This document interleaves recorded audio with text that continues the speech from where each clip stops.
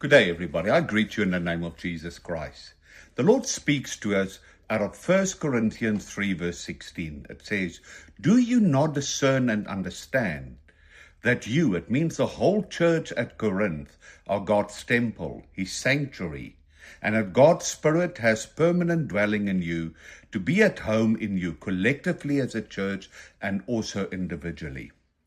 And the Lord comes to us and he speaks to us about that he is omnipresent. He's ever present. In Psalm 139 verse 7 to 10, he basically speaks. And David said, it doesn't matter where I go. Wherever I go, you are present. Wherever I go, your eyes are upon me. He even mentions that if I'm in heaven, you're there. If I am in Hades and hell, you are also there in control.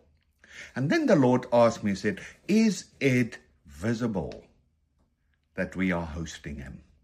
You see, there's an honor that needs to come into us. That there's an awareness that needs into us, a fear of God. And we need to have him in our lives in that place of respect and honor. And that's where he calls on us and the church, his body, to come back into that reverent and worshipful fear of him. Because the way that we host him, the way that we reveal him, shows our worship and our love as well. And if we look at the Old Testament in Exodus 40, verse 34 onwards, you read about the temple of God and how the Shekinah, the divine presence of Yahweh, came into the temple that Moses and them could not even enter. You read in the Gospels that wherever Jesus walked, people used to follow him, that if only they could touch him. There were always things happening, healings, miracles, salvations, deliverances happen. And when the Lord asks us right now, what is happening where you and I am walking? Are we acknowledging his divine presence? Are we manifesting his divine presence? What are the consequences wherever we move? You see, and this is what we need to be so much more intentional. It doesn't help that we just say we are sons and daughters of God and we're hosting him. What is manifesting him?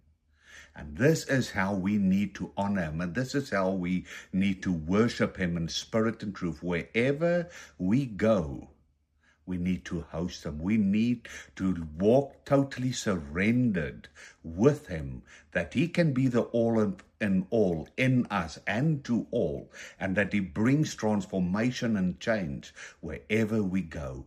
That saying that says, blessed are we when we come and blessed are we when we go out. Is that blessing visible? Let's learn how to host him, and we'll host him and manifest according to our love, our worshipful fear of the Lord, and our knowledge and intimacy with him. I bless you in the name of Jesus Christ.